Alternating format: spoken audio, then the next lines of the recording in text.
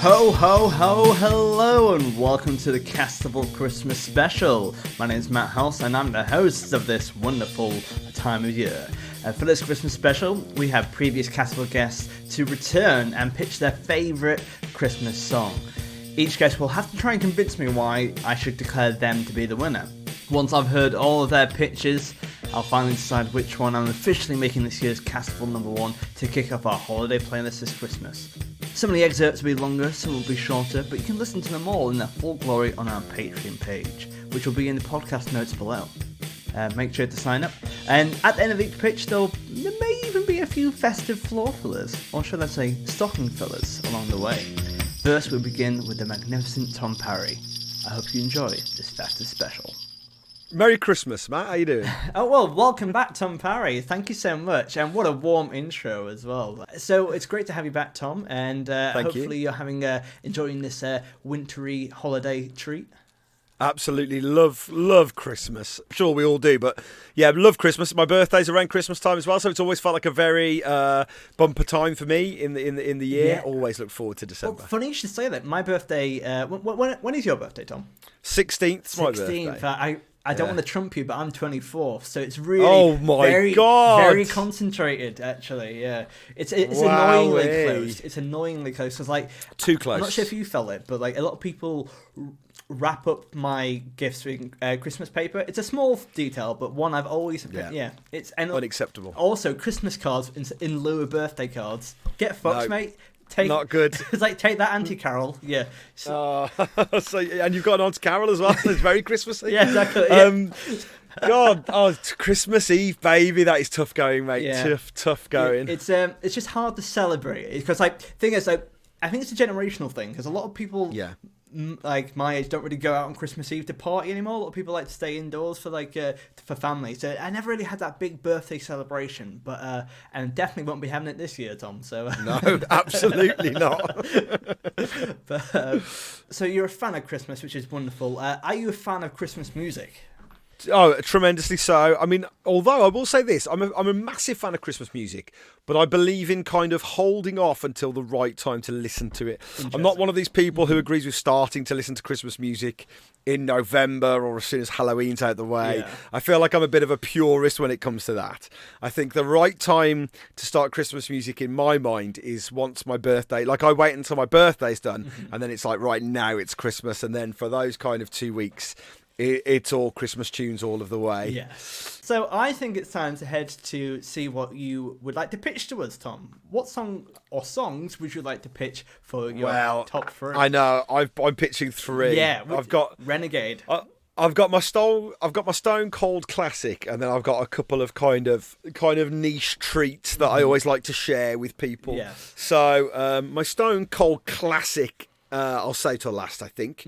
But the first one I'm bringing to the table is a version of Santa Claus is Coming to Town by Joseph Spence. Which I have never heard before, but thankfully I listened to it before this podcast because my goodness, it was a treat. Very confusing treat to begin with, but as soon as I knew what was happening, I was like, "Oh, this is cool." Joseph Spence is an incredibly talented acoustic guitarist who has quite an eclectic vocal style, shall we say. And it feels a little bit like you're listening to your... What I like is it feels a little bit like you're listening to your drunk uncle late on a Christmas night, kind of giving it a go. Yeah. And obviously, what's going on is this incredibly talented guitarist is playing a beautiful acoustic version of Santa Claus is Coming to Town, but what you hear over the top is like, "Doo-be-doo-doo, Santa Claus is coming," and it's like...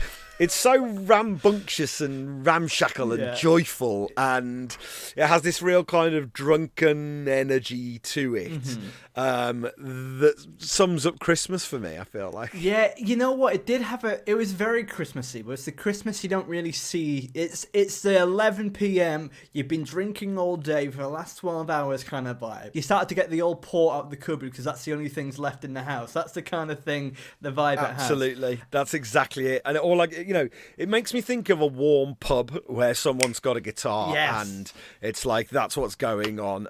So I just love the atmosphere around it. I feel that I do really like the song. However, I feel like it's the kind of song if you were to put on during Christmas dinner, the rest of your family would take off the Spotify from you, you would lose that privilege for that bit. Because I feel like it's one of these things where like they'd be like, "What is going on?" But I enjoyed it though. It's really awesome. Matt, it is as if you have witnessed my family Christmases because that is literally what happens to me, and no one likes it when I'm in charge of the music on Christmas Day. We've kind of got like this Stone Cold classic cassette that my mom still plays. Yeah. The reason she won't get rid of a cassette player is so she can play. It's kind of this this church choir full of kids from about 1987 that is like, that's the sound of Christmas Day in our house.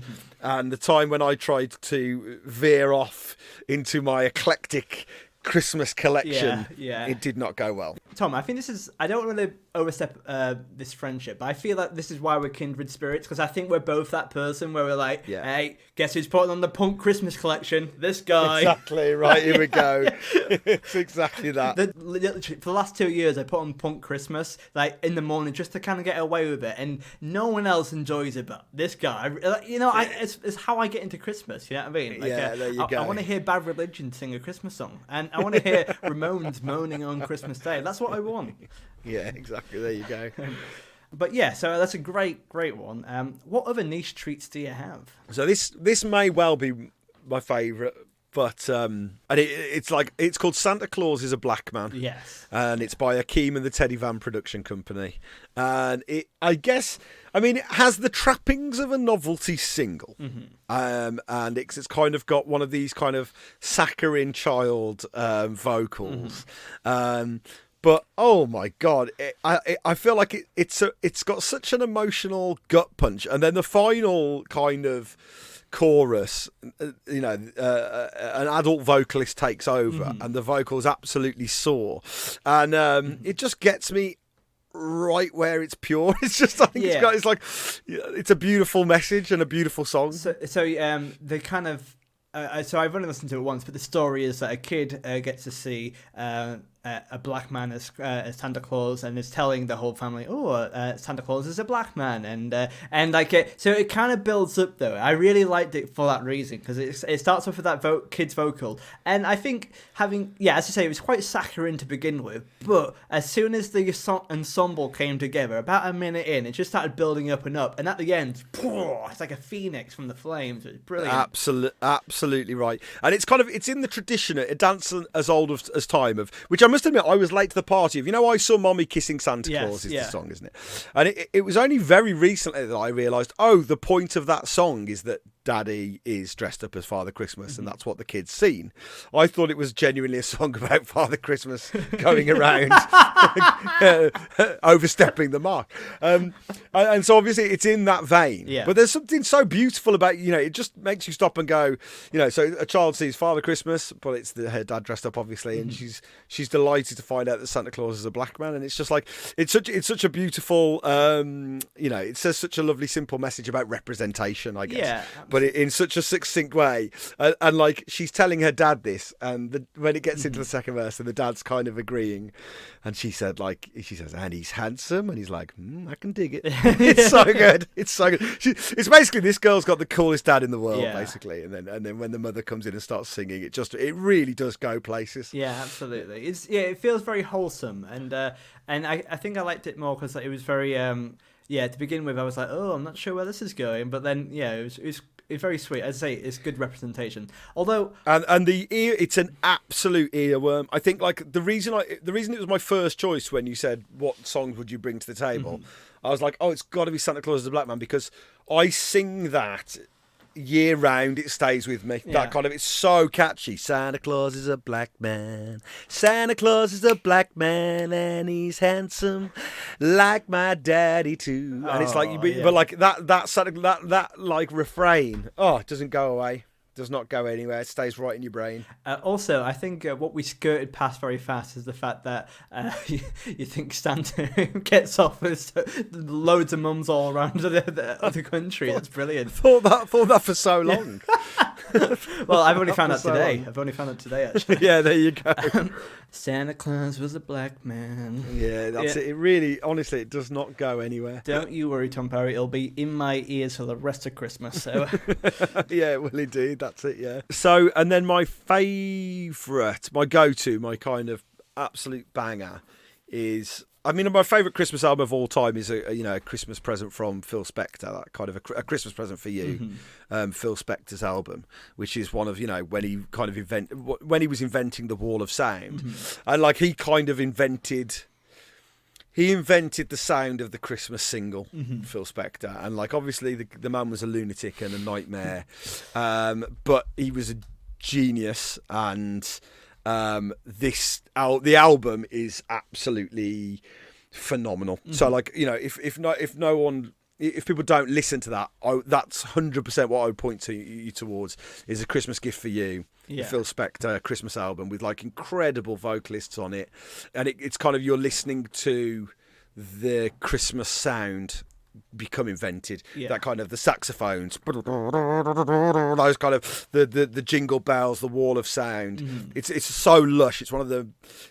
from a production point of view, it's one of my favourite albums of all time, really. Wow. And strong. I think that, I mean, like the production on it is just you're listening to perfection. Wow, I'm gonna check that out, because I don't really recognise it. I've just googled it, and so it's from like the 1963, and it looks brilliant. I'm gonna check that out. Awesome. Yeah, and you kind of go like, before that out, like I think it was recorded in LA in the middle of the summer, so you're thinking of this like recording studio. It's there, everyone's boiling hot, but what the sound they create is the modern sound of Christmas. Like up until that point, it was hymns and all that kind of thing, and then once Phil Spector got hold of what Christmas music should sound like, you realise without that we wouldn't have the next 40 years of Christmas singles. Historic piece of and also just such a fun listen as well. It's brilliant stuff. The jewel in the crown of the whole album for me is Darling Love, Christmas Baby Please Come Home, which is, I think Darling Love is one of the greatest vocalists of all time, one of the most unsung, kind of least revered. She should be so much more revered than she is. I think she featured in that 40 Feet from Stardom documentary, which is a brilliant watch as well, where she said... obviously she had a career in the 60s, and then she fell out with Phil Spector, and they refused to promote her solo stuff. And she ended up, it was in the 80s, I think, and she was a housekeeper for someone's... Oh, my God. And she was cleaning their bathroom in the approach to Christmas, and they put the radio on, and the song came on, and Darling Love said, that's me. That's me singing that. Yeah. And they said, well, no, of course it isn't. And she was like, yeah, that's me. I'm Darling Love, and started singing it. And from there, she kind of put her career back on track and was like, realised, I am Darling Love, and kind of started performing again. Oh my God. Absolutely amazing stuff. I love a story like that. Genuinely gripped, hooked. Gonna have to check out that documentary. Is it 40 Feet from Stardom?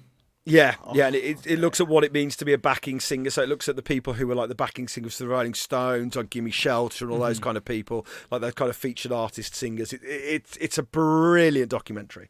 And Darling Love features quite heavily in it.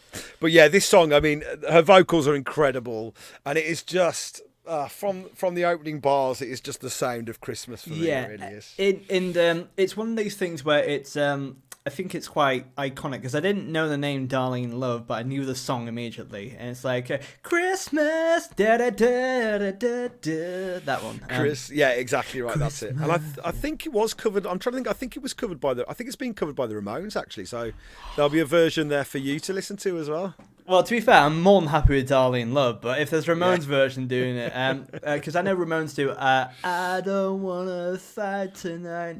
It's not the best song, but it is a still a Christmas song, and it still will be played whilst people are cutting into their turkey, so enjoy. But yeah, also I like the Darling Love, because it's of the time, it has that Guardians of the Galaxy vibe, where it kind of feels very fresh and funky. It's wonderful. I love it. Yeah, absolutely right. I'm glad you love it, because that's the one. It's, what a song. Just to wrap things up with Darlene Love, what precisely about that song makes that song better than any other Christmas song?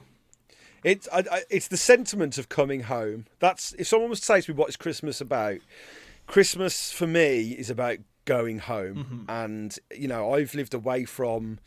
My parents still live in the Midlands. I've lived away from the Midlands now for 15 odd years. And so Christmas has... That's the meaning of Christmas for me, is being able to go home and see my family. And so, that kind of "Baby Please Come Home" and the idea of coming home. Wherever I am every year, I'll have the drive home for Christmas, and I'll be playing the music on the way home. And any song that has the lyrics in it about going home or coming home, that they really resonate. And so this is my favourite song to sing on the way home, going home for Christmas. So I think it's time to head to the Christmas floor fillers. Oh no, the Spotify playlist is coming up dry during Christmas dinner and you need to beef it up. What song could you get away with? So what song isn't Christmas themed but sounds like it is?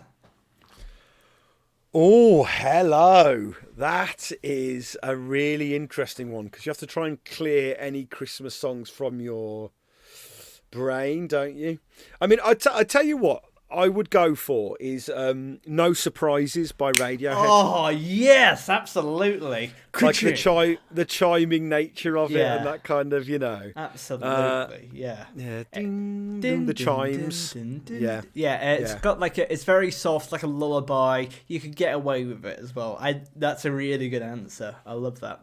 That's a hard question, but a good answer for sure. Oof, I'm relieved. I am marking you. You will be giving a grade at the end of this.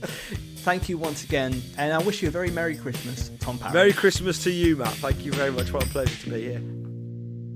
That was the amazing Tom Parry, and he mentioned the Phil Spector Christmas album, which you should definitely check out if you don't know about it. I didn't know about it before recording this, but after listening to it, it is really remarkable, and I'm sure you'll know most of the songs on there.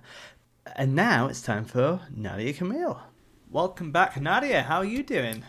Hello, Matt. I'm fine. Well, since we last spoke, a lot's happened, both personally and in the world as well. So I guess it's quite a lot to chew on. Yeah, I spend my time dodging COVID mostly in the hospital. Yeah, it's like a very boring Hunger Games. It's just like the last person left not coughing. I mean, that's the sequel we all want to watch.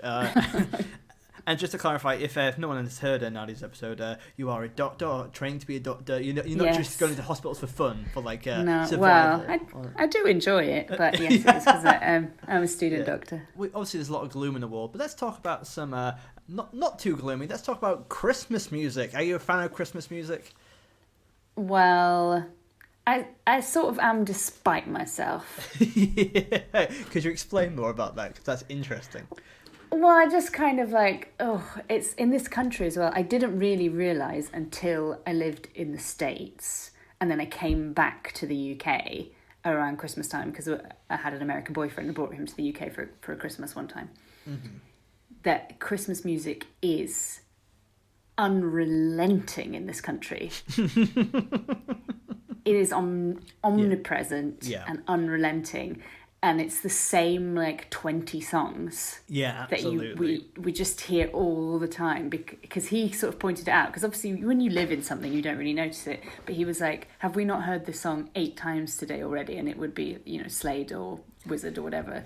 Yeah. I mean, yeah we have, and it would also be on the Christmas TV stuff as well, so on your Christmas EastEnders and everything like that, it's always in the background on those shows as well. Absolutely.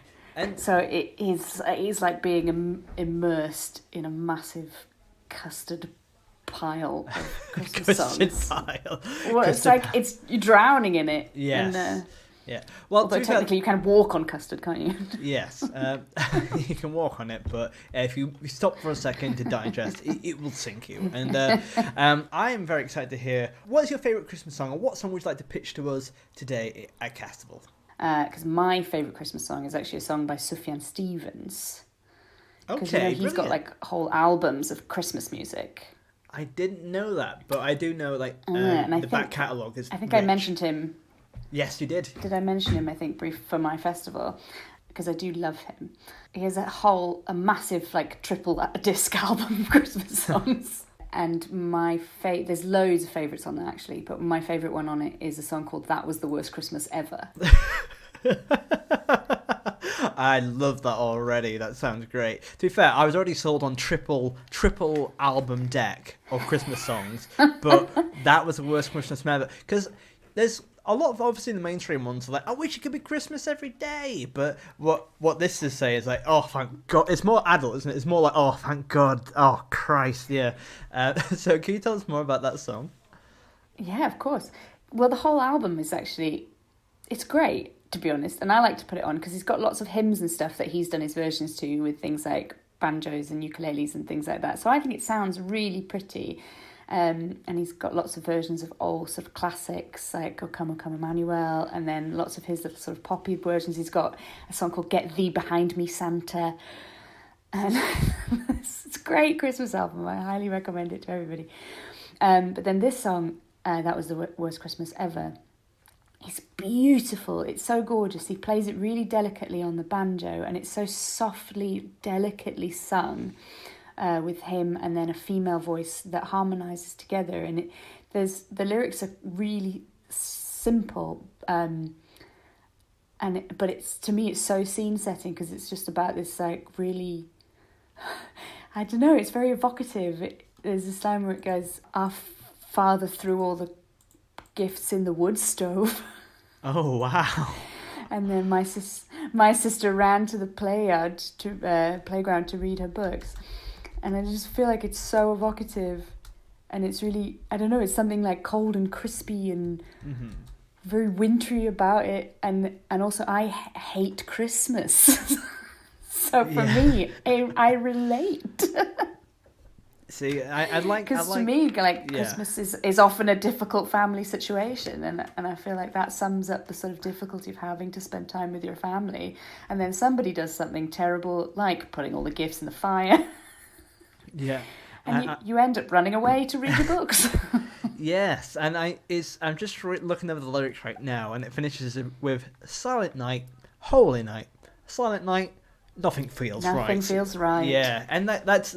It's it looks quite short in terms of lyrics, but it looks very potent. Do you get what I mean? It looks very, as you say, like the sister running away, gifts in the fire, and just kind of like, oh, sweet. Yeah, it has that, like a real sick of family Christmas vibe to it, but without being on the nose. And finally, final question, Nadia, is if there is Dasher, Dancer, Prancer, and Vixen, what would be your custom Santa Rudolph reindeer name? What would be your custom reindeer name? Oh God, I'm just thinking about, because I really enjoy dancing in my bedroom, which is the thing I do a lot. But obviously, dancer's already taken. Yeah.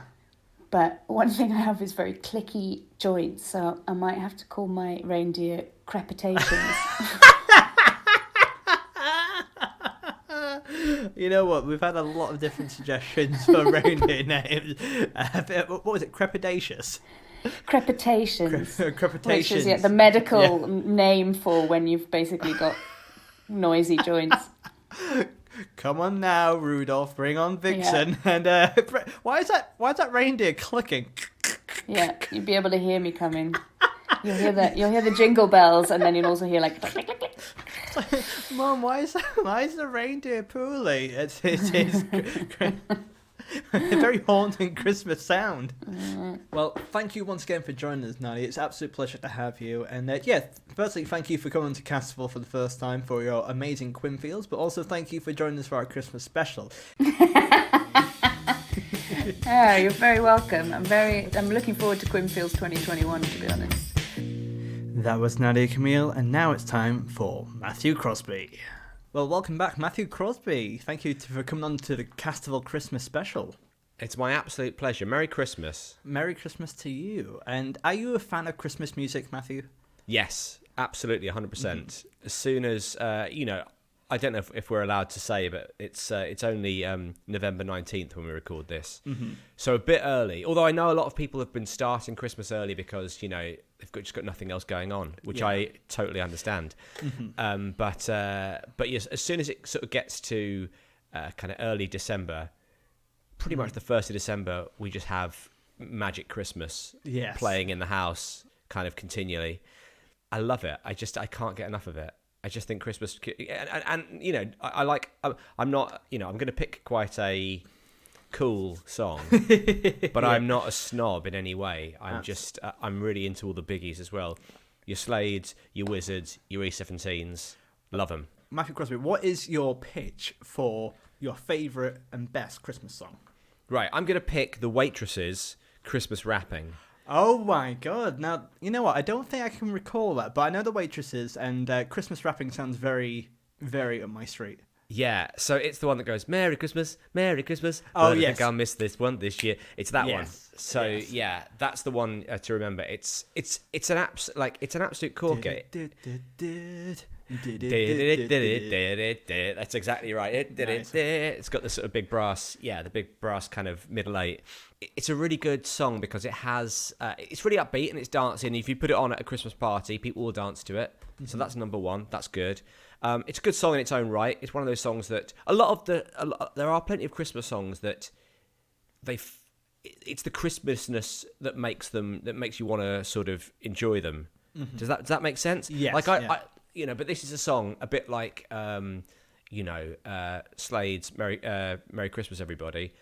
I reckon if the lyrics weren't about Christmas, you'd still like that song. Yes. And I feel like this is one of those songs. Now that's a good question. If it wasn't about Christmas, would it still be a good song? Now that is going to be, I think that's going to be one of my criterias because it's very interesting, and I think you're right. It's sick. You know. I'm trying to try my punk credentials there. I'm trying to say stuff like that. It's really sick, this song. Yeah. I can't join in with that, but I'll support you to the end. That it is a sick song, but no, I think it's I think musically I love it. It's got a phenomenal bass line, and it's one of those songs that you sort of don't. I think I'd heard it a bunch before I listened to it, if that makes sense. Like it was always, weirdly, it's always been successful in Britain. It's one of those songs that was massive in the UK and sort of stayed massive. It probably pops up on most Christmas compilations. So I've seen it on like Top of the Pops 2 and stuff like that, and I would have seen it a lot, but I'd never properly listened to it. And musically, it's great. It's really really slamming bass line, great guitar line. I love that kind of detached sort of speak singy vocal. I mean, like it's called Christmas rapping, the WRAP, but it sort of is a bit like it's the kind of rap that white people in New York started doing in the 80s. Very much. Yeah, it's the version of rap that is in Rapture by Blondie. Yes, it's that version of rap. It's not really, it's a short story. She's telling a little story over a song. And also, it's not the kind of rap which, like a lot of a conservative will be like, oh, but why is this a Christmas song? It's nice, it's genial, you get into it. It's got nice vibes. I like it. Absolutely, yeah. There's nothing gangster about it. Well, that could be that could be our Christmas single. You know what I mean? Like gangster people. I think we might be the wrong people to I think if anyone was going to put together a gangster rap Christmas song, I don't think we would be. Yeah, we're not. People they would. We have not made the shortlist. No. No. I'll ask you one more question. Feel free to answer this in whatever way you please. But Santa and Rudolph need some tunes to play for their overnight journey. If you could recommend one album for Santa, what would you pick? Right. I'll tell you now. Something has like clicked in my brain. Maybe it was turning 40, I don't know, but definitely in the last year or so, all I feel compelled to listen to is like dad music. Like I've really got into, like the other day Charlie came home and I was cooking and she was like, are you listening to Sting? And I was like, no, it's Peter Gabriel. She's like, it's the same thing. You're listening to... but so I think like this morning, and this is another thing with having a kid. I know that this window to do this is really tiny. But I was dropping her over at her grandparents, and I was playing, the band Journey, Any Way You Want It. I had that as my sort of song radio, so I picked that song, and then it was all so it was like Journey, it was Tom Petty, it was Jackson Browne, it was Blue Oyster Cult, Rick Springfield. So I think that kind of thing, like I would get him like now that's what I call driving type, because Santa, we know he's older than 40. Yes, for sure. Of course, and also you're flying around the world at a hell of a pace. of course you want to hear Steppenwolf's Born to Be Wild. Let's not forget this is he wants to feel cool. Yeah, so I think absolutely. that kind of stuff, Don't Fear the Reaper, that kind of thing that's like proper driving music. Styx, Renegade, that's the absolutely. Kind of vibe. REO Speedwagon, all of this kind of stuff. Cheap Trick, that kind of thing. Oh my god, yes. A compilation of like that kind of that kind of rock music. I'm trying to think of what do you call it? Because it's the stuff I listen to when I go running. Billy Idol's White Wedding, that kind of thing. Yes, it's kind of like the albums you can buy from a service station W.H. Smith in like a bargain bucket. That's the kind of thing, like 100 grating driving songs. You know what I mean? It would be cool. Kind it would be cool. Like now, that's what I call Top Gear or something. Yeah, it'd be that kind of thing. And James May's 10 favourite rock songs or stuff like that. Exactly. Yeah, it's like. It's basically the kind of music that's listened to by people with very tight trousers and a big belly hanging over those trousers, just like Santa. If you think about it, James May has the same physique as Santa. Skinny little legs with boots on, big belly hanging over the top. I mean, admittedly, Santa doesn't wear the floral shirts, but we don't know what he does the rest of the year. Yeah, and also we know that Santa has a lot of programs on Amazon Prime at the moment. So yeah, there's a big crossover. Yeah, Santa's always getting like the head elf and Rudolph and racing them back to the North Pole in like, okay, you're in a milk float, you're in a yacht on wheels, I'm doing it on a Segway. Let's see who gets there first. And thank you once again, Matthew Crosby. Thank you very much. Thanks, Matt. I properly love that from Matthew Crosby, but now we have someone with a very different opinion. It's Justin Moorhouse. Hello everybody listening to Castival Christmas Special. It's me, Justin Moorhouse, one of the fine guests you've had on this year so far. I hope the holiday season is treating you well and everybody else is in your family is fine. And I hope that you're looking forward to the end of 2020 like everybody else. Now, a little bit of a confession for you before we go any further. I am a little bit of a Grinch, a little bit of a Scrooge. There's something, the humbug about me when it comes to Christmas songs. I'm not a fan of them. I spent quite a long time working in commercial radio, so December having to play them. And I don't really like them very much. In fact, I'd go as far as to say I dislike them. I mean, I know I've gone a long way there, haven't I? In fact, I detest them. I'll tell you the worst one, and it'll be somebody's favourite. The Waitress's Christmas Wrapping. It just gets right on my tits. However, there is one song that I am a little bit, well, there's two. Okay, right. So, honourable mention to David Bowie and Bing Crosby. Rum pum pum pum pum. Only because Little Drummer Boy. Only because it's ridiculously bad to see Bing Crosby and David Bowie looking not at his best, like he needs a Christmas dinner or two, singing. That's all. It's an all right one, but the quality's not great. It's a bit short. But I love Bruce Springsteen's Santa Claus is Coming to Town. It's an absolute belter. It's live, it's raw, it's a great song, it's Bruce Springsteen, and I saw him do it live in Manchester in July, a couple of years ago, because somebody in the crowd was dressed as Santa Claus and got him up on stage. That will always be my favourite Christmas song, holiday song as you're calling it, I suppose. Anyway, Merry Christmas, Happy Festivus, great Winterval times. Enjoy your pagan feasts. Whatever you're doing, take care. Bye-bye. That was just Moorhouse, and from one great broadcaster to another, here's Stuart Goldsmith. My favourite Christmas tune, and one that I will listen to, I would say, over the last 5 or 6 Christmases, I would probably have listened to this all the way through something like 15 to 20 times is Driving Home for Christmas by Chris Rea, specifically the Revenge re-rub. Now, I don't know what that means. I don't know much about music. I don't know what a re-rub is, whether it's something like a dub and then a redub and then a re-rub or something. I don't know.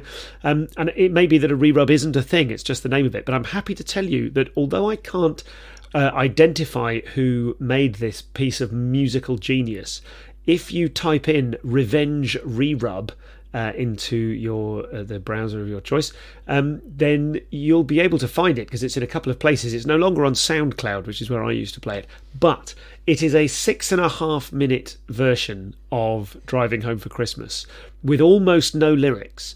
And the first time you hear it, you sort of think, oh, this is clever. They've just looped the da, da, da bit at the beginning and added some sparkles, and that is pretty much what they've done, and yet it is somehow greater than the sum of its parts.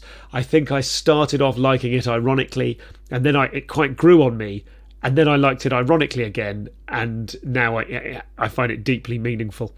I think it's a wonderful piece of music, and I urge everyone to listen to it. I think my other Christmas favourite is now what's it called? It's on the Charlie Brown soundtrack, so it's some lovely piano, and I've just paused to look it up. It's by Vince Guaraldi, A Charlie Brown Christmas. It's so lovely and gentle and makes me feel like I'm at home, and that's a wonderful. So these aren't very funny, aren't they? They're just real recommendations.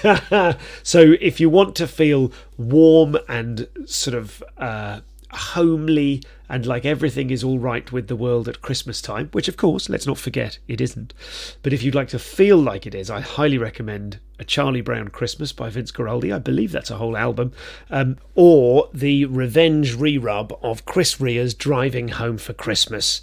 It's been described on the website I'm looking at as deep soul or deep and soulful possibly, but it really has to be heard at maximum volume to be believed, and it's an absolute Christmas tradition of mine to not only play that when I am driving home on my final gig before Christmas, but also throughout Christmas when we go on walks. I'll put it on my phone and basically make my family's lives a misery.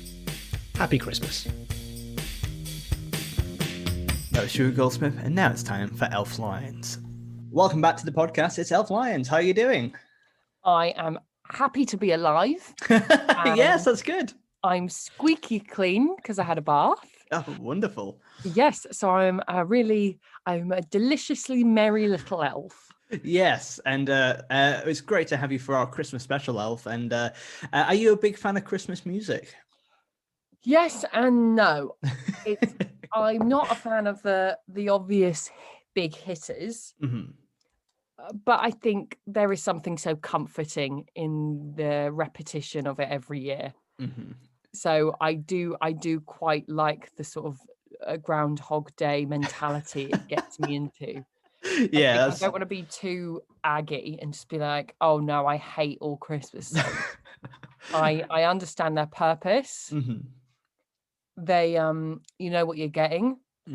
It's one of the few times in the year where everyone really knows the words to everything, and everyone's got an opinion on the music. There's a universality to it which really it allows everyone to access it, I guess. Well, maybe not universality, but it's quite common amongst a lot of different people. So which you mentioned there's some songs you hate, the big hitters. What are some of the ones that you just can't stand?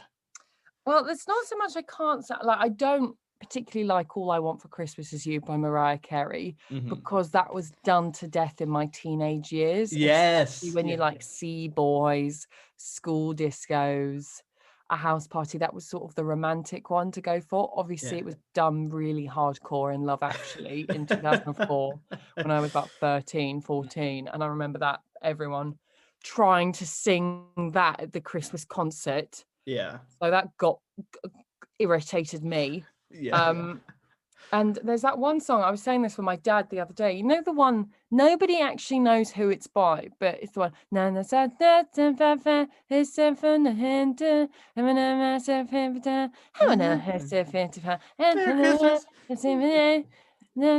turkey. It goes, Merry Christmas, Merry Christmas. Like, no, like, what? Why has no one really asked the questions about what that song's about? Because I bet you, if we really listen to the lyrics, it's probably encouraging Satanism, or and then we killed him and tied him up and put his entrails in a bin. It was fun. We did that, and then we had some camembert or whatever it is. It's because what annoys me is we always do the the Whamageddon. Yeah.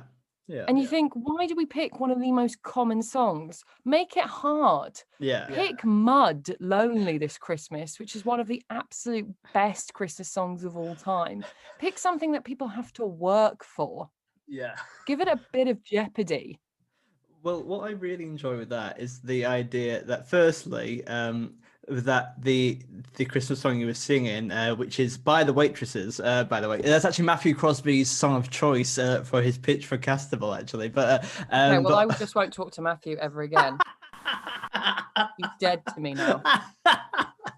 but using that language, like, I think, do you reckon if? Firstly, I would love for you to write a Christmas song, because like the entrails and stuff like that is very funny. But also, I think if you sing in a really positive and Christmas vibe, could you get away with like saying something like murderous and kind of treacherous? Yeah, I mean, I think of course you can. Well, I mean, the Pogues. Yeah, Listen to that song. That's just a really horrible relationship, but we love it. Yeah, I really enjoy improvising Christmas songs to my partner, much to their absolute despair. Because you just know exactly how it's going to sound. Like, I'm locked down with my heart. Yes. This Christmas, but I'm bubbling up with love. Tier 3, a family. Oh yeah, COVID Christmas. Yeah. Nailed it. I don't know. I would love that. I would love for you to improvise me songs daily. That's I will happily do that on my route to school. Yeah, I'll do that for you. You should have an elf Christmas advent calendar as well. Like, just you open the door and it sings to you. Very nice. I mean, I have spoke to my agent about this, and she has said it's financially totally unviable and will hemorrhage any earnings they ever do make. But I am very insistent about my brand. Yeah, this is what's going to make me. Okay. Yeah, it's a Christmas miracle for sure. So in terms of Christmas music, there's something you don't like. What is the song you would like to pitch for us today, Elf? Now, this is probably quite a niche song. Okay, yeah, to be honest, you sent it to me beforehand, which I didn't. It's one of these songs which I forgot existed, but it was so on point. It summed up my whole Christmas. I would love for you to tell us more about this niche Christmas song. Well, okay, so this song is called Hop Noel. Yes. And it is from the Disney's sing-along songs, The 12th Day of Christmas, which was a sing-along video produced by the Walt Disney Home Video in December the 24th, 1993. My birthday. Your birthday. So obviously we can all agree one of the best days of the year, next to the birth of our Lord Jesus Christ. Yes, absolutely. And I had this video when I was little, and I adored it. And it was only a few years ago. You know, this is why the internet has been such a brilliant thing, because we've all got it. We've all got a memory of a particular show or a particular book or a film that we watched as a child that we can't remember all the details to, but we're desperate to sort of find it again. Absolutely. And I had this with two things. This video, Disney Sing-Along Songs, The 12 Days of Christmas, because I couldn't find the VHS tape and I couldn't remember what exactly it was. And the Spitting Image 1993 Christmas special when they did the Peter and the Wolf, which is fantastic and you can find on YouTube, and what is one of the best Christmas specials I think ever. But because of YouTube, one night I just typed in Disney Sing-Along Christmas, which in hindsight very simple, and it came up, and then I sat there on a Saturday night and made all my flatmates watch this. Now this song, to give you the context, it's called Hop Noel. Yes. And it's very groovy. It's very groovy. So groovy. all the elves are working really hard in Santa's little grotto, and they've just had enough, really. And so have all the toys, because they're aware that for the next day they are going to be capitalized. They're going to be taken away from their home where they've built up trust. They see the elves as their parents effectively. And now they're going to be effectively just sent to a new home where the child will probably love them for a few days and then throw them away because of capitalist ideals. I do feel there's a, like, I don't, just to clarify, I think there is some projection going here. I think there's some contextualization, which I disagree. I disagree entirely. Because I'm gonna sing you the lyrics. Yes, please do. It's really neat, but it also has the best dance that you can learn. And I did make everyone learn 2 Christmases ago. So it goes, Mr. Claus, we know we've got to hustle, but we have worked so hard so long. You, may we please take a break from all this bustle and shake it to this funky song. It's a Merry Christmas rhyme, and it got here just in time. Hip Hop Noel, complete with a beat that our feet can groove to non-stop. Hip Hop Noel, Hip Hop Noel. Hip Hop Noel, we're here with a chill, let the spirit move you. Oh, we groove so well. Hip Hop Noel. And it's just fantastic. And there's a lot of dancing. I'll tell you what, I'll put the video into the podcast links, and also wonderful rendition there. That was really good. And there's like dances of like Santa in 2D and stuff like that. There's dancing reindeer, and there's even karaoke to it. It's got the lyrics up. So my advice is get the whole video, project it on the wall with your three families this Christmas, and do a big group sing along, because also the songs are pretty wicked. The kids will get involved. It's just, you can't go wrong with the Disney franchise, bar the anti-Semitism from which I do not condone. If there's Dasher, Dancer, Prancer, and Vixen, what would be Elf Lion's reindeer name? Pratzer. You sound like a bottled water company. Pratzer, yeah, nice. Pratzer, the brand to have when you have bad breath and bad personality. Pratzer's good. I like that. Yeah, and Pratzer or like Sphincter. Sphincter is brilliant.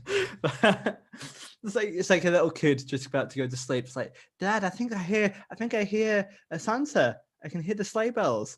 I can also smell Sphincter as well. Oh no! Just chilling out outside. And well, thank you once again, Elf Lion. Love you lots and lots of lots. Thank you to Elf Lions, and now it's time for Nathan Caton. What's going on? I'm Nathan Caton, stand-up comedian, and my favourite Christmas song would be Donny Hathaway, This Christmas. It's just your classic, upbeat, feel good, warm, this feel good Christmas song, which for me, that's what Christmas is all about, good times, chilling with family and friends, beer, food, enough drink, just having a good time and chilling. That song's the perfect song to accompany that, right? So Donny Hathaway, This Christmas. You can't not smile when you hear that song. If you don't smile, you are dead inside and you don't deserve to celebrate Christmas. So my pick for my favorite Christmas song, Donny Hathaway, This Christmas. Nathan Caton certainly does not beat around the bush with what he means, and neither does our next guest, Mr. Dave Hill. Thank you so much for returning back to Castival, Dave. How are you doing? Oh, really great. Thanks for having me. Yeah, it's a pleasure. And obviously it's the holiday season, Dave. So are you a big fan of Christmas music? I feel like Christmas music is a real minefield. Yes. Yeah. Of it can be really good or it can be really excruciating. And sometimes it's a version of like a good Christmas song that I like the classics, the classic song, anything from another century, bring it on. Okay. Meaning like, the 1800s and before. And then the thing I really don't like, and I don't know if this is, you must experience this in the UK, but here in America, it's very popular to have kind of bluesy, soulful, like people just trying to wring the feeling out of every note, every syllable. And I hate it. Merry Christmas. Yeah. Oh, yeah, I get it. It's kind of stuff, they have like on a parade on TV. Someone will be on the back of a float singing like, "Have yourself a merry little Christmas." Whoa. Yeah. Oh, I hate that. That is enough to make me want to skip the holiday altogether when I hear that. I'm looking forward to because Dave, you have quite an eclectic and deep knowledge of music, which really wowed me in your episode, and you displayed a great festival. So I'm really looking forward to seeing what you have to pitch to us for your number one Christmas song for Castival. Well, I don't know if this is breaking the rules. I like it already. And if it is, you need to just tell me, and I'll have to like pivot and figure another answer out very quickly. But I've chosen a song that is not really a Christmas song, technically speaking. But given my reservations about Christmas music, I tend to like songs that are just kind of Christmassy and take place during the Christmas general season in their lyrics. Yeah. So I've chosen Vashti Bunyan, Coldest Night of the Year. Do you know it? I have no idea. I'm coming over there, you motherfucker. You should know it. What's it called again? Coldest Night of the Year. Coldest Night of the Year. Do you know Vashti Bunyan? I have no idea. I literally never. Sweet. You gotta get your shit together. How dare you? Hey, I could turn around any point. I can say this isn't acceptable, but like I'm going to allow it, and I'm going to allow it. Okay, no, but the reason you should allow it is because it's a really great song, in my opinion, in my expert opinion, and I'll tell you why I think it's Christmassy and why it is indeed the best song. Yeah, just listen to it very briefly, but that is very Christmassy. Yeah, that's very Christmassy. It's they have like the bells, the sort of church bells going on, and instrumentation's great. There's horns. There's it's a duet, and it's it's basically the same concept as "Baby It's Cold Outside." You know that song? Yes, yeah. It's the exact same concept, only the guy is at the woman. It's even more problematic. Oh, no. Modern. Because "Baby It's Cold Outside," I haven't been keeping. I'm told anyway that it has been deemed unacceptable now because the guy is trying to get this woman to stay over and pork, we assume. And I think in even making things matters even worse in Coldest Night of the Year, the guy is over the woman's house and trying to come up with reasons why he shouldn't leave. Which is even more. Yeah. It was even worse. Oh no. By the modern standards. Oh, but God. I think it's a great song, and I'm rooting for the couple and the song. I don't know who the guy singing is, but I think it's really good. Yeah. He's like says he might catch a cold and all these things, but I gotta listen. So why do you they say a cold in the nose, which is such a weirdly specific description. So why is this song better than any other Christmas song in your opinion?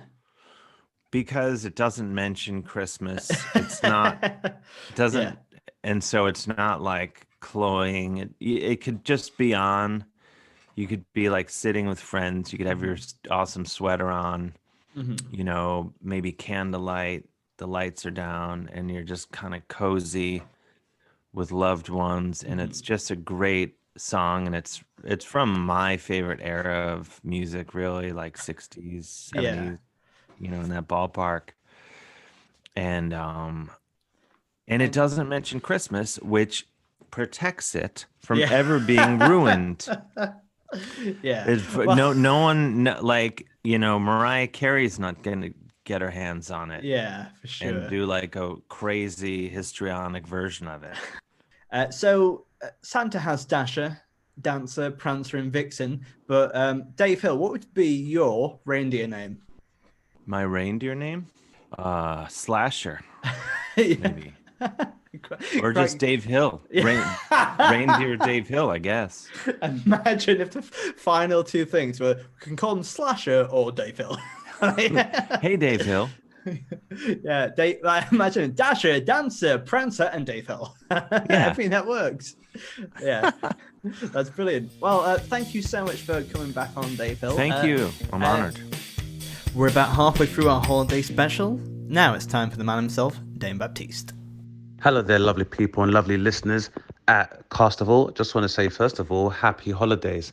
I have been asked what my favorite Christmas song / Christmas carol is, and it's a very, very hard one because I feel like I've got a number of them for different stages at Christmas. Like, for example, I feel like the beginning of Christmas, that's Last Christmas by Wham and George Michael. Then as things begin to like ramp up, I'd say Merry Christmas by Shakin' Stevens is a jam. But for your ongoing Christmas carol, Christmas song _ I would say for me, it's either going to be All I Want for Christmas by Mariah Carey, but mostly anything that's sung by Boyz II Men. What you get with a lot of R&B groups is that they all tend to put out Christmas albums, and Boyz II Men have one where they do Silent Night and Let It Snow, and I have not heard anybody come near to doing it that well. However, at the same time, I have to support British musical talent, and I would say that if I'm real honest, my favorite Christmas song is the song One More Sleep by Leona Lewis, who some may refer to as Britain's answer to Mariah Carey. I think she's a star in her own right. Leona's always been an inspiration because I remember before she became big, she set up a studio in her house in Hackney, and she was getting ready to go to university and then took a chance on Pop Idol, and the rest is history. And she's an amazing singer, and it's an amazing song. I also love the song because obviously I would say that Leona Lewis is one of my women crushes, and whenever I hear this song, it reminds me it's Christmas time, and that I should ask Black Father Christmas is what we call him, but also Black Santa Christmas, or Black Super Kwanzaa Extravaganza Lord, whatever you want to call him. But at the end of the day, I always write him a list, and my wish is that the next time Christmas comes around, me and Leona will be singing it together, and the next time Leona is in white, it won't be Christmas, it'll be at our wedding. I know that Leona Lewis is married. I'm allowed to have dreams too, you know. Anyway, I love the song. It's 2 minutes and 47 seconds, which is perfect for a Christmas carol because it means when Sally from HR gets drunk and wants to do it at karaoke before she starts crying like she does every year, it won't be too long an ordeal. So that is my choice. One More Sleep by Leona Lewis. Thank you, Castival, and happy holidays, everybody. Dame Baptiste there, and now it's your friend of mine, Michael Legge. Well, what a seasonal gift that we have here. We have the return of the famous, wonderful Michael Legge. How are you? A very ho ho ho to you, Matt. Thank you. Ho, ho, ho. I almost said infamous there, and the reason for that, it's come up on many episodes, is that you were the first ever person I recorded for Castival, and I thought, probably can do this in an hour. An hour is fine. And then 2.5 hours later, it was yeah. Well, I think we both had a lot to say on the subject. Yeah, honestly, it was such a pivotal moment it was one of my favorite moments of the year, actually. It was a great conversation. Loved it. What song are you going to pitch to us today, Michael? This is my pitch for what I think should be a seasonal favourite that should be a traditional song that we all hear in years to come. Mm-hmm. And the song I'm going for is Dig Lazarus Dig by Nick Cave and the Bad Seeds. That is my pitch as our next Christmas classic, our Christmas favorite. Mm-hmm. Like, in mid-November, we walk into Woolworths. That's still a thing, right? And we hear Dig Lazarus Dig by Nick Cave and the Bad Seeds. We go, bloody hell, they're playing it already. Yeah. There will be a time when, that's normal. Yes. Now let me explain my thought process. And I think there'd be very few people would disagree with this. What ruins Christmas? Presents. Presents ruin Christmas. If we if we could just tweak Christmas, so you go, oh, what did you buy yourself for Christmas? Oh, I bought these things. Oh, brilliant. You got everything you wanted, right? Yeah. Instead of going, what did you get? Well, I got this load of shit from a load of people who clearly don't fucking know me. Oh, that's interesting. Now, if we listen to the song Dig Lazarus Dig, it is about Lazarus, the biblical character Lazarus, who is risen from the dead by our Lord and Savior, Jesus H. Christ. Now, he wasn't asked if he wanted to be brought back to life. Yeah. And who knows? Maybe your second go at this would be, oh, not being alive again. Not for fuck's sake. I've just got out of it. And now, and there's even the line in the song, but well, no one asked me if I wanted to come back. You know, and when you think about it, maybe Lazarus, maybe he had a terrible family, maybe he had an awful job, you know, they go, well, now I have to go back to the terrible family and all that. Yeah, you're welcome. Well, fuck you, Jesus. So what I'm saying is that's how I look at presents when they're given to me. Because to me, this is what happens when someone gives me a present, right? They don't go, here's a thing for you to enjoy. No, they don't. What they do is, here is a thing that is this size. And now your house is this size smaller. Now you have to keep that in your house, and your house gets smaller and smaller and smaller every Christmas, and we suffocate you with a load of shit that you don't want, that you'll never use, that you hate. If you buy someone a Christmas present and it's not edible or drinkable, you're a cunt. You're an absolute cunt. And I think that was the original pitch. You are trying to kick someone out of their own home. And that is how Lazarus felt about his gift. He didn't want it. He didn't ask for it. Fuck you. Merry Christmas, one and all. And that's the thing. That's the thing. I don't want that. I don't want that song actually played in the middle of November or even like throughout December. I want that played from Christmas Day until maybe a week after New Year's Day, just so people hear it in that period of time. And maybe, just maybe, during that period, the penny will drop and they'll go, oh yeah, I did get that person that terrible thing. Yeah, they didn't want it, and you knew they didn't want it. Well done. You bought them some terrible ornaments that now they feel obliged to keep in their freaking house. Yeah. Do you know what I like? I like people who say to you, do you know what? I nearly bought you that present. Brilliant. Nearly buy me a present. Just knock yourself out. Nearly buy me whatever you want. Just don't buy it. Because I don't want it. I'm not saying I am a man who has everything. I don't. I've hardly anything. But that's my choice. Yeah. I want to have hardly nothing. I want to have nothing at all, in fact. Yeah. Anyone bringing a gift to my house, I fucking hate them. And that is the true spirit of Christmas as well. It's the spirit of Christmas. If you've gone down the fucking bookworks and bought some toot, and you're going to wrap it up and you think I'm now going to look after your bullshit, you're wrong. If you could have one band to cover Jingle Bells, who would it be? Well, I don't like that song. I mean, that's a shocker already, isn't it? It's not really in. I don't think I bought Jingle Bells when it came out. Yeah. It's not on the collection. So I'm going to go with Foo Fighters because I don't want to hear it. I don't want to hear them. And it's a terrible song, and I would rather it ruined part of their career. And do you know what? That's the kind of Christmas present anyone can give me. The demise of Foo Fighters will all welcome. Hey, Michael, I almost bought you the demise of Foo Fighters, but didn't buy it, though. Oh, no, damn it, you should have bought it. At least give me vouchers for the demise of Foo Fighters. Well, yeah, lots of love to you, mate. Cheers, mate. I really appreciate it. Have a good one. That was Michael Legge, and from one person I love to another, it's time for Laura Lexx. Thank you so much for joining us on this Castival Christmas special, Laura Lexx. How are you doing? I'm all right. I love Christmas, as you well know. So, well, that was going to be my first question. I was going to say, are you a fan of Christmas music? But are you a fan of Christmas music? Are you a fan of Christmas general? Tell us why you love it. Okay, now I really feel like I'm talking to the listener, not you, because I know that you know this. Yeah, this is more context for the next 20 minutes. Yes to everything. I love Christmas music. Tom, my husband, has put together a playlist of something like 300 Christmas songs, so that we have a big playlist of not just your regular Christmas offerings. I do love Christmas. I specifically love Advent. So I love the build up to Christmas. From the 1st of December through to the 24th, I love that excitement. I love that the world's just a bit different for a couple of weeks. I love fairy lights.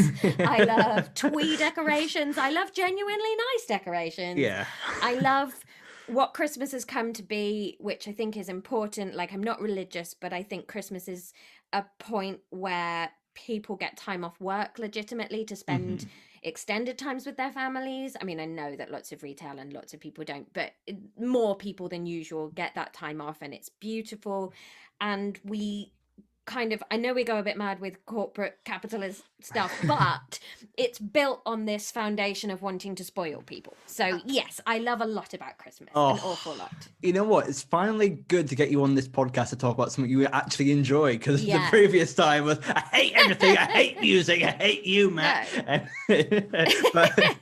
I love Christmas so much. When I left university, I moved to Lapland to work as an elf in Santa's grotto. I didn't know you actually went to Lapland. I knew you worked in Santa's grotto, but not in actual Lapland. Yeah, that's crazy. Actual Saraselka, up near Ivalo Airport in Finnish Lapland, and I lived there for 2.5 months working for a spree holiday company, and I was an elf in the woods, finding families on skidoos and leading them to Santa's grotto. You know what? That's the perfect just out of drama graduation job, isn't it? It's like, farewell, mother, I'm off to be an elf. Yeah, it was literally like I was finishing up uni and I wanted to start like comedy, but I don't really know what I was doing, and I was in a bit of a Blair relationship at the time, and I was like, I don't know. So my friend was going on this trip, or like was applying for this job, and she was like, do you want to do it? And I was like, yeah, why not? Sure, I'll come to this job interview. And then we went, and there we were, Peanut and Fudge the elves. Oh, that's very cute. Were you Peanut or Fudge? Peanut. I can, you know, you're definitely more of a Peanut. Are you? I don't know why I said that. My sister had just had a baby, and Peanut was what she called him as a little nickname. So I was Peanut the elf in honor of my 6-month-old nephew. That's ridiculously cute. And as any Lex fans might know, you are a big Christmas movie fan as well. Yes. So, and I think every year you kind of watch every day of December, you watch a new Christmas movie or a different Christmas movie. Yeah, well, I make a spreadsheet of all of the Christmas films I'd like to get through in the festive period, and that includes classics, things I haven't seen in a while, new terrible stuff that's come to Hallmark and on Netflix. And I make a spreadsheet to make sure that I can fit them in, because there's nothing worse than sort of being busy and then you get to Christmas Eve and you suddenly think, oh, I haven't watched Home Alone or A Christmas Story or Santa Claus or Polar Express, but you can't watch 12 films in a day. And if you don't watch them before Christmas, it's another 11 months before you can watch Christmas films again. So I do plan it quite carefully to make sure I make the most of the time of year I'm allowed to watch Christmas films. I love organization and Christmas. That sounds good. But okay, we're not going to talk about movies in this, but very quickly, like, what is your favorite Christmas film, or one of your favorites? So for Christmassy vibes and happiness, Home Alone 2, maybe. Oh, yes. But my all-time favorite film could be argued to be a Christmas film. It is a film called While You Were Sleeping, and it's sort of set over Christmas and New Year. So it has got a very Christmassy vibe, but you can watch it all year, because it's more of a film that happens at Christmas rather than Christmas being the pinnacle. Got you. But well, let's go into hear what song you would like to pitch to us as your number one Christmas song, and why we should pick it for Castival, Christmas Song of the Year. Okay, so it's a renegade choice. I want to double check that I've got the artist right before I lean into it. So I want to go for something left field that I don't think a lot of people will have heard. Now, the reason I like this song is because, one, it's a banging Christmas song. Two, it's very unclear whether it is about Christmas or anal sex. And I think that makes it legendary. Well, just to give a different meaning to Santa Claus is coming to town, you know what I mean? Exactly, exactly. So this song is called Muddy Christmas by Lenny Cooper, and it's a sort of American country rock Christmas song. And it is either about anal sex or it's about him and his girlfriend driving through mud holes on Christmas Eve. And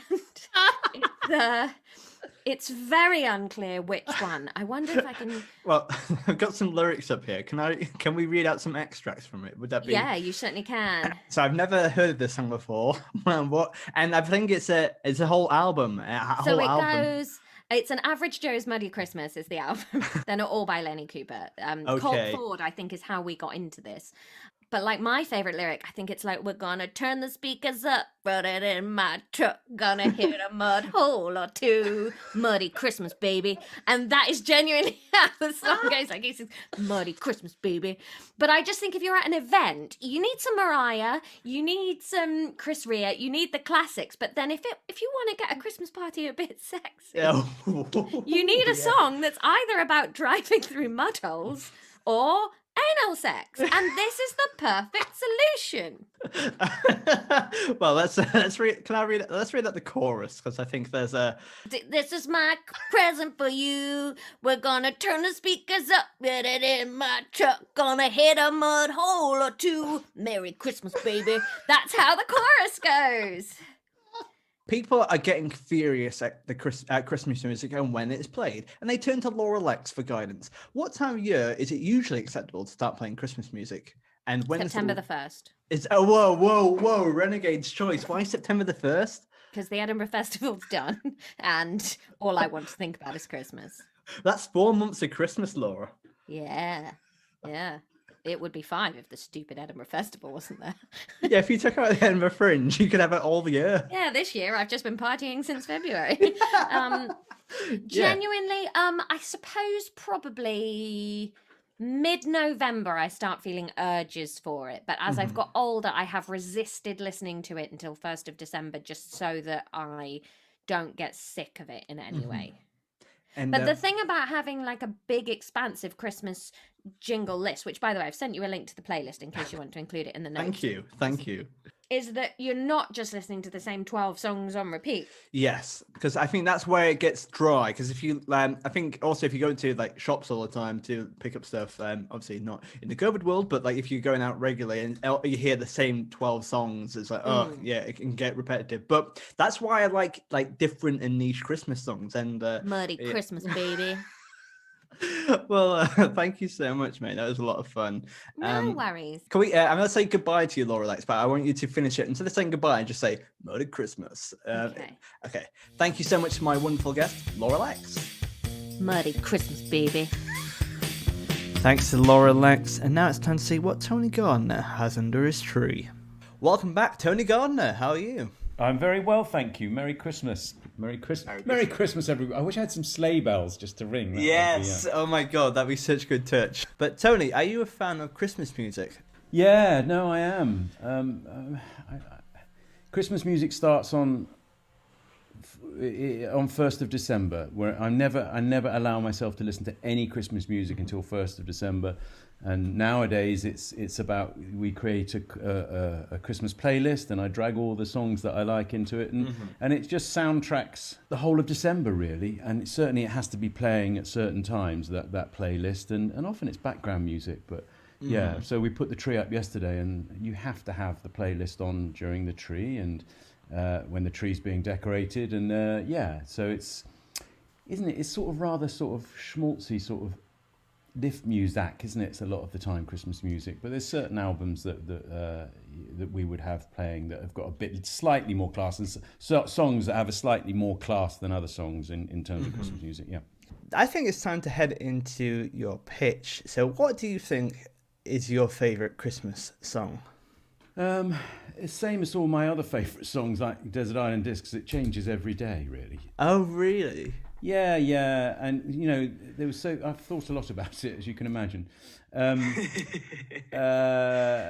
even last night when we'd put the tree up, and I'd forgotten about that. It was a brilliant track by Tim Minchin, "Drinking White Wine in the Sun." It's absolutely beautiful, and we put that on last night. And again, I've listened to it this morning, and that is a wonderful, wonderful song. But then I decided, no, it's not Christmassy enough, and so I'm going to choose, much against I've never heard another track by this man, ever. So again, it goes with what I was saying earlier. You don't listen to this sort of stuff any other time of year, but and I hate it for saying it, actually. It's awful. Do I mean this? Yeah. Chris Rea, "Driving Home for Christmas." Oh, wow. Yeah. No, I do hate myself now. That's awful. No, but it is. It just is. And why? I don't know. It's always going to be played at Christmas. I remember once driving home for Christmas, and I was doing an advert in Spain, and it was snowy, and I think I flew back the day before Christmas Eve, and from Zaragoza, and I just remember this song, and Christmas for us is really all about getting everyone home for Christmas, especially as you get older. Just lovely. It's not much to it, is there? Really, he described it as a Christmas carol set in a car, and it is. It's about a bloke in a traffic jam. Yeah. But yeah, it just says it's all about going home to see your family, and it's lovely. Here's some time for some Christmas floor fillers. Tony, if you had to have one artist cover Jingle Bells, who would it be? To cover Jingle Bells? Yeah. Underworld. Yes. Oh my God, yes, that'd be brilliant. About 15 minutes long. Yeah. Yeah. Just keep going, man. Keep dancing. So that, absolutely. A big techno trance version of Jingle Bells, yeah. Thank you once again to the wonderful Tony Gardner. Merry Christmas, everybody. What an absolute delight it was. And it's time for another little treat from Toussaint Douglas. My favourite Christmas song would have to be Bob Dylan's "Must Be Santa." It's basically 3 minutes of Bob Dylan singing about how he still believes in Santa Claus.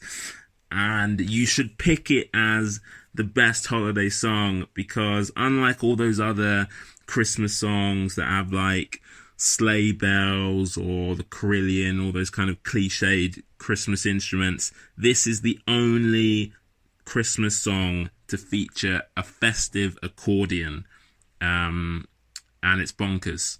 Every time I listen to it, I just imagine Bob Dylan in the studio being like, "We need more accordion," and that's why you should, that's why it's the best Christmas song, definitely.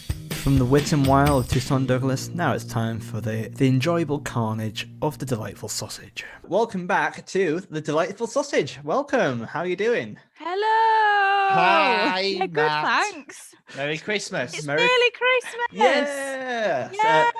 Yes. Are you both fans of Christmas music? Yes. Yeah. Are you? You're straight in there, Chris. Amy? Are you a big fan of Christmas music? Yes. Are you? Very much so. You listen to it all year? Yeah, it's very, nothing better than a lovely hot June day listening to Bublé. Do you guys like Christmas music? Who doesn't like Christmas music? Well, I do, but I do and I don't. You know what I mean? Like, it's got a time and a place, and if that overstays its welcome, I get very quickly into hating it. Mm-hmm. Yes, that's fair. The first couple of times you hear it of the season, like we were putting a tree up and we put Christmas music on, and it was like, oh, here we go, yes, please. But then I know by like probably about the 19th of December, I'll probably be completely over it. I think it's and everyone's bringing it forward this year. Like I've noticed. Well, everyone's doing it back end of November because why the fuck off this year? But I don't know. I don't know whether I'm not fussed about it, but I do enjoy it when it's here. But it feels like getting the timing right is important, so you have a really good time. I usually leave this question for later on. That's a floor filler question. But when's the best place to start Christmas music? When's the best place to when's the cut-off point as well? When do you say, all right, no more of that till next year? Oh, I would say December 20th morning is when you start. Oh, very, no. the Scrooge of music. Oh, too come late. on. Far too No. late. Christmas goes on too long. It goes on too long and then you don't enjoy it. You enjoy the first bit so much. And if it was closer to actual Christmas, I think it would all be more magical. It's actually not cynical. It's actually the opposite of cynical. Thank you very much. But I think you get like it annoyed. Like she said this to me the other day, and it sort of stuck with me that that's what's really going on. It's because like everyone stops working, isn't it? So it's like you have to down. Like now we're having conversation. You know when you're having a conversation with someone, and it's like, well, it's Christmas now, and you're like, it's December the 8th. Yeah. Exactly. I don't understand why we're not nobody's working until January. Yeah, it's a write-off, It's isn't it? one day. Yeah. Exactly. So they write off all of December and most of January for one day that nobody really enjoys, if you're honest. Merry Christmas, everyone. Yeah. Well, talking about Christmas music, what song? I'm not sure. Obviously, with your episode, you did kind of a cat dog festival where they were split in two. But in terms of Christmas music, what's one song that you can have one each, I guess. But what's a song you would like to pitch to us? What is one of your favorite Christmas songs?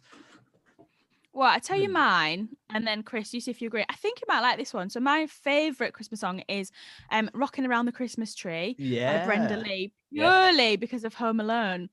I love that film, and it reminds me of that film. And it comes on, and the first thing my brain does is imagine the sort of cutouts of the people dancing in the silhouette in the window, and I'm like, yes, that's the image I want for Christmas. People faking families, and I think it's more prevalent this year that you're just going to have to dance with cutouts. So that's my favourite. Very good. Yeah. I was just dancing when you were talking about the cutouts, like a cutout, but then just realised I was dancing like your dad. That's all dads are, just cutouts. Yeah. Thank you. And Chris, are you happy with that? Although you're bringing them in far too late, you've got a solid choice to the table. Maybe Christmas is what's going to bring this cursed festival together. And technically, it's going on. This is still going on because it goes on for 25 years. Oh, it's still bloody happening. I haven't seen Chris since we did that because we've been at opposite sides of the festival. But it's nice to catch up with you to discuss our Christmas programme. Yeah, this is more of a peace treaty rather than a podcast, really. Yeah. So, get the football out. If you can bring the Cat Dog Festival back together, maybe we can fix this horrible broken world. That's the movie of Castival. It's where we put Cat Dog back together again. And it's a Christmas miracle, and we have cutouts dancing in the field. It'd be great. That's perfect. Chris, how about your? What would you like to pitch for your favorite Christmas song? Probably "Run the Jewels." A Christmas fucking miracle. It's not edgy, it's just who I am. Oh, that's so disgustingly predictable. That's really good. I really like that a lot. How does it go? Because I'm actually not aware of that song, but I am not rapping, not for you, not for anybody. And I couldn't tell you all the words, but it starts with a very extended like sleigh bells like ringing, and then Nick Killer Mike and LP. Is that his name? Well, fuck. I hope it's not. I hope you've just said LP like a vinyl record and got someone's name wrong. I hope it's not LP. Yeah. You got LP, you got mini disc, you got fax machine, DJ fax machine on the decks. Yeah, it is. To be fair, it is LP, but EL-P. So yeah, that's all right then. Fine. You could tell that because I put an elongated E on the front, but yeah. Yeah, it comes in with them, and then they do some rapping, and it's great. It's great stuff. Real. It's 4 minutes 21 long, and it's listed as explicit. So that, if you need to know more than that, I'd say just. I think you've both, true to your own podcast and true to your own dynamic, you've gone for very different approaches here, and yes. yeah. if only Insane Clown Posse did a Christmas song, but alas. But one day, Chris can only hope. Wait a minute, they are advertising. Oh no, what? They are advertising. They're doing Hello Christmas. It's called. I don't know what it is, but they've been going. Oh, no. They've been going for God. How long is it? 20 years. They 100% have a Christmas song. And I've just done a Google search. Insane Clown Posse Christmas song. Yeah. Autocomplete songs. So they've obviously got. Oh wow! Yeah. They've got a song in 1990. They've got years of them. They've got 1995. Santa's a fat bitch. 2011. Santa Killers. Yeah. 1995. Red Christmas. Yeah, then that's it. Then none of the others I am prepared to read. Brilliant. Well, final question. If there is Dancer, Prancer, and Vixen, what would be both of your or collective names for? What would be your reindeer names? Oh, I think Chris's would be admin. I think Amy's would be Shitzen. Yeah. Blitzen and Shitzen. Yeah. Blitzen, Shitsman, admin. There's definitely an outlier there, but and I love how you picked for each other. Thank you so much for coming back on the podcast. It's an absolute pleasure to have you both. Hope you have a wonderful Christmas. You too. Thank you. Goodbye. Thank you so much. That was Delightful Sausage, known as Amy Gledhill and Chris Cantrell, and now it's time for our penultimate act. It's Palau Safar. Welcome back for this special episode. It's Palau Safar. How are you, mate? Hello. Very good, thanks. How are you? Yeah, really good, thanks. Great to have you here for this holiday special. But are you a fan of Christmas music, Bilal? Not really. Yeah. No. I think only because of how repetitive it is. Like, yeah. I used to listen to the radio a lot as a teenager, and it's just, I think, that hearing the same exact, because it's not like a normal radio playlist. It feels like it's a lot less songs. Like you're hearing Mariah Carey's one, which I think is a great song, but you hear it so many times over Christmas if you listen to the radio. Yeah. It's fine. I like it. I like the vibe of everything around this time of year, but I don't think I have a favorite Christmas song. That's that's fair enough. And we will be asking what kind of is your favorite afterwards, but there's no pressure. Okay. Well, I was going to say that my favorite song that I think of as a Christmas song, which isn't one, is White Winter Hymnal. Okay. Foxes. Because the first time I heard it, I think, if I remember correctly, the first time I heard it, again, I used to listen to radio a lot, and it was snowing, I think, in London. That day. I think I would have been like maybe 18 or something, or younger. Yeah. And it sounds, it's like a snowy, and it's got a warm feeling to it. So I think of that as a Christmassy song, but no one else does. Well, actually, you actually kind of later on, I'm going to do some like quick fire questions for you. You actually pretty much nailed what I was going to ask you, which is what song isn't Christmas themed but sounds like it is, and that is, I think that's a great shout. Fleet Foxes, was it Winter Hymnal? Yeah, brilliant. Have you heard it? Do you know it? Well, funnily enough, someone else mentioned that song for that question as well, because I think that's definitely the right kind of area. I think Fleet Foxes are, You know what? Fleet Foxes have got a lot of good shout outs on this podcast. They are some excellent artists. So I would like to hear what you think. If you had to pick one, I know you said you don't really like the repetitive Christmas songs, but if you had to pick one, what do you think your number one Christmas song would be? Right. So let me remind myself what the big ones are. So the Mariah Carey one, the Pogues one, and then what are the other like? That's it. You know what? I have to pick George Michael's one. Yes, Last Christmas. Yeah. Yes. Why is Last Christmas very special for you? It actually is. Weirdly, I mean, it's going to sound like a weird brag, but because I was in the film Last Christmas. Were you actually? Yeah, I'm barely in it. Like I'm in it for seconds, but I am like a character in it. Yeah. So it's like a proper job. That's so and cool, I found mate. out. Yeah, cheers. And I was there. There's a scene where she sings it, where she sings the song, and I'm in the crowd there as well. Yeah. And George Michael, this was the the film Last Christmas was the last project he said yes to before he died. I didn't know that. Yeah, and so he would have been obviously a lot more involved. And on that day, there's like a big scene, you know, where she's singing it and like basically everyone's there. The other guy from Wham was there in the crowd. What's his name again? Do you remember? Oh, I have no idea, to be honest. Oh, I know it. Andrew Ridgeley? Andrew Ridgeley, he was there. So for that reason, because I don't really celebrate, we've never really celebrated Christmas anyway, like at home and stuff. For sure. But now, because I'm in a Christmas film, even though it's a tiny thing, I'm still very proud of it. Yes. And because it's George Michael's thing. That's amazing right there. And it's a good brag, isn't it? Yeah, well, I don't think it's even a brag. I think it's just, I feel like I feel proud on your behalf, which is very wrong on me, but I think that's really cool. But if I said it very casually, it would have been awful. Yeah. You did it perfectly there, because in any other way, but right, well, thanks for that, mate. Yeah, sure, well done. Well done. Yeah. But that's so cool. So that is, and I do genuinely like, I think it's a really good song. People get quite furious at Christmas music, and when it's played, and they turn to you for guidance. What time of year do you think it's acceptable to start listening to Christmas music, and when is it? When's the cut-off point, and what point do you stop? When do you start and stop? I think you can start on the first. I think that's fine. Yeah, I think that's fine, and then you stop on the day before.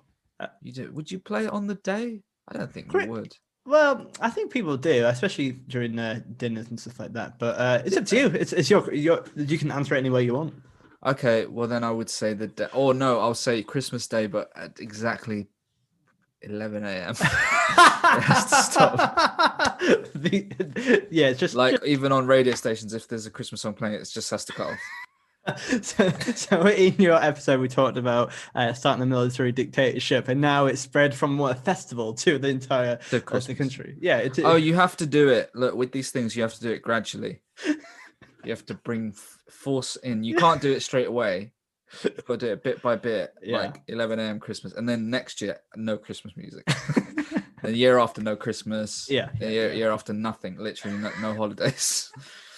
You know what? Chatting to you is such a delight. Well, thank you so much, Bilal. Thank you for having me. Thank you to Bilal, and now it's time to open the final door of our Advent calendar to Carl Donnelly. So, welcome back to Castival. It's Carl Donnelly. How are you doing, mate? I'm very well, thank you. I was just telling you how tired I was off air, but it was. Apart from that, I'm very good. Apart from having one day of, I'd say, borderline exhaustion. Oh, bless you. You know when people get signed off from stuff, when a sort of a performer has to cancel a tour from exhaustion. I've always thought that's not a real thing. They've just got a bit pissed or something, haven't they? So, Carl, let's hear what song you would like to pitch to us at Castival for your number one Christmas song. I don't know if this is going to be a not controversial decision. My song I'm going to pick is it's a Cliff Richard, right? Yes. Yeah, and it's not Mistletoe and Wine, it's Saviour's Day. That is, in my opinion, the greatest ever Christmas number one. Not just Christmas, I think it's the best Christmas song ever. And I will argue this, even though I'm not 100% invested in any arguments. So, if I'm correct, I believe we talked about this before, but Saviour's Day is like the follow-up to Mistletoe and Wine, or the spiritual follow-up. I'd say so, yeah. I'd say, they're very much in the same, well, they're in a real Cliff Richard vein, sort of, when he really started wearing his faith on his sleeve, as you'd say, if you were hosting fucking songs of praise. Yeah. I think that's also the first time someone's referred to it as songs as fucking praise. So, what makes Cliff Richard's Saviour's Day better than Mistletoe and Wine, in your opinion? What's the edge? Well, I mean, they're both. They are both up there in the all-time best. I think there's I sort of categorise Christmas songs. You've got the big party. The ones that take. There's songs that I hear and they take me to like a point or a memory of Christmas, not just like an individual memory, but a thing. Like whenever I hear I wish it could be Christmas every day. That takes me back to Christmas shopping. And on Christmas Eve, it takes me to walking into like Debenhams to get my mum a perfume. I just hear that, and I feel, oh fuck, that's Christmas. So there's different ones, but Saviour's Day, and this is as somebody who's not a, I was raised Catholic, but Saviour's Day to me takes me to it does take me to the spiritual aspect of Christmas. I grew up, Christmas Day for me was, for my whole childhood, was get up early, presents. We weren't the most Christmassy family. My family's a bit of a mess, but we would still do presents. Yeah. And then it would be go to mass, right? Because my parents are Irish Catholic. So we go to mass, and even though I didn't really give a shit about mass, to me mass was something I just got through. And weirdly, it's one of them things now I sort of look back really fondly on, even though I love churches still, even though I'm not a practicing religious person. But I really sort of associate Christmas with getting up, go to mass, or if not, when I got to like mid-teens, I'd go midnight mass, so I could skip actual mass on Christmas Day. We'd come out, and then we'd go to the pub next door to the church. It was an Irish social club, and we'd sit there for a couple of hours, drinks. Obviously my parents would be drinking, me and a few of my mates would be running around drinking fizzy drinks, and then it would be go home, Christmas dinner. And it was just that, for some reason, Saviour's Day is like the soundtrack to that memory. Yeah.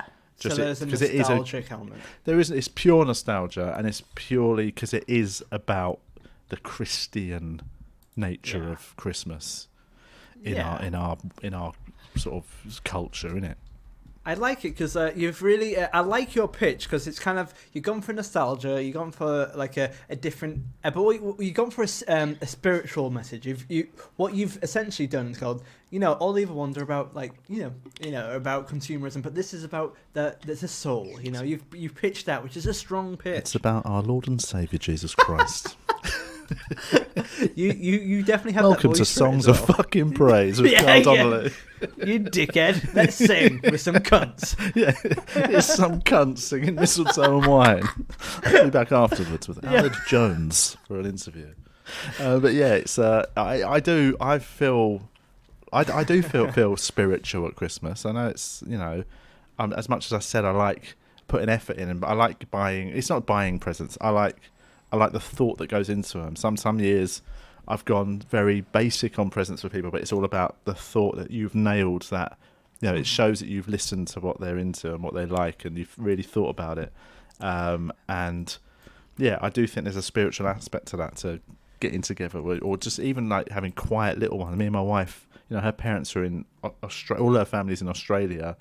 My parents are sort of, sometimes they just go to my uncle and aunts, and so me and my wife the last couple of years have just sort of had a very small Christmas, just us, and it feels lovely, and it's like intimate, and I just find myself getting all sort of yes, I feel spiritual. I feel like it's a nice time of year to reflect and all that, and I think Cliff's obviously a big old God botherer, so for him. That's what he's all about, and I just really like that. I like the fact that he's not ashamed to say, "No, hang on, this is fucking Christmas, mate." so there. That's why I like Saviour's Day. Brilliant. You know what? I didn't expect that that pitch in particular, but what a pitch! Really enjoyed that. And one quick side note. Sorry to interrupt, but the video is also quality as well. Can you describe the video, what happens in the video to the listeners? Cliff Richard, ironically, on a cliff. He's literally on a cliff singing. Met a cliff. Yeah, and it's it looks like the White Cliffs of Dover, but it was actually in Dorset before any flag wankers get too excited. But it's just it's him, and he's singing, and he starts, and it's all sort of low key, and it's a time for giving, and it's just nice. It draws you in. And then boom, he's got a whole load of kids running around singing with him, and it's big chorus, and he's got this crazy swaying dance going on. Yeah, it just builds to a real crescendo, and it's just great. Brilliant. Well, I can't wait to check that out. But yeah, let's head to some Christmas floor fillers, and I'll ask you some. Carl, if you could have one artist cover Jingle Bells, who would you pick? Jingle Bells. Let me think. I reckon it would probably be. I mean, I've already mentioned my love of the Pogues, but I would say Shane MacGowan would would do quite a troubling version. Especially now, when it's, he sort of has as the years have gone on, he's lost a lot of his ability to sing and speak often. Yeah. So I read an autobiography of a punk rock star of Laura Grace recently, and she talked about the time where her band Against Me were opening for the Pogues, and she documents like 2 bottles of whiskey, 1 bottle of vodka, like a whole crate of beer, and that was like only for Shane MacGowan as well, and tequila. It's so crazy. It's notorious. Like I've seen. I'd say I've seen him perform live with the Pogues, with the Popes before the Pogues reformed back in the, this was again, they reformed like 18 years ago or something. But I've seen him so many times, and every time I've seen him, I've thought, well, this will be the last time. He won't see another year. And then every year he just comes out looking fine. Looks, he's pickled himself a bit, but his drinking is just unprecedented. Like, he went through a phase where he was sort of, not on the wagon is wrong, because he was drinking, but he reined it back to just a sort of manageable amount. But what he was drinking, his drink of choice was pints of martini. Oh my god! Because it's just a clear spirit essentially, but it's not a full strength spirit. So to him, it was like, well, I can manage this. Just drinking pints of martini to level out a bit. Yeah, which is what you did before this podcast as well. Yes, pint of martini. Had a couple. Yeah. Well, thank you once again, and have a Merry Christmas, Carl Donnelly. You too. Merry Christmas, everybody. Special thanks to Carl Donnelly, and oh my goodness, that's the end of the episode. Thank you so much for being part of this chock-filled episode. My goodness, there's a lot there. A special thank you to all my guests. In order, there is Tom Parry, Nadia Camille, Matthew Crosby, Justin Moorhouse, Stuart Goldsmith, Alf Lyons, Nathan Caton, Dave Hill, Dane Baptiste, Michael Legge, Laura Lexx, Tony Gardner, Toussaint Douglas, Delightful Sausage, Palau Safar, and Carl Donnelly. All the promotional stuff will be in the links below. Please go and support them, especially at this time of year in this current climate.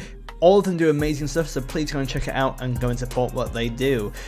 We need to pick our Castival number 1, and it's a very tough decision this year, with so many compelling cases and wonderful wit and hilarious mentions.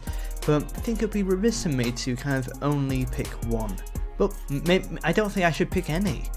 The answer is not in my hands, it's in yours, listener. I would like you to go to Castival Podcast on Twitter, give us a follow, and take part in our polls there.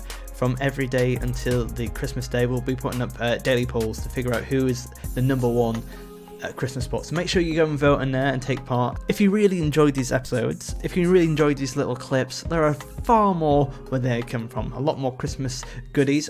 They're all available on our Patreon site, which is in the link. Make sure to donate monthly, and it really does help out the podcast, and it allows us to do more special stuff like this. Make sure to give us a 5-star rating on iTunes. And if you would like to help us but you can't afford anything, that's absolutely okay. But please share this episode with a friend, especially if they like Christmas and Christmas music. There's a lot of funny stuff in here, so please do share it, and share the rest of the podcast as well.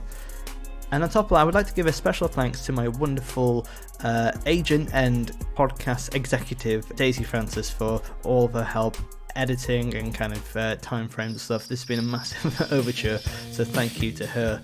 And thank you to you, dear listeners. If you'd like to support me, you can also come and check out at Matt's Comedy on Twitter, Instagram, Twitch. I do lots of stuff, so go and check it out. And we'll be back for more Castival in the new year. And I can't wait to hear what you pick for our Castival number 1. Make sure to go into Castival Podcast on Twitter for all those polls. And may I say, a big old Merry Christmas to you all, Happy Holidays, and lots of love to you. Take care, and good night. Bye!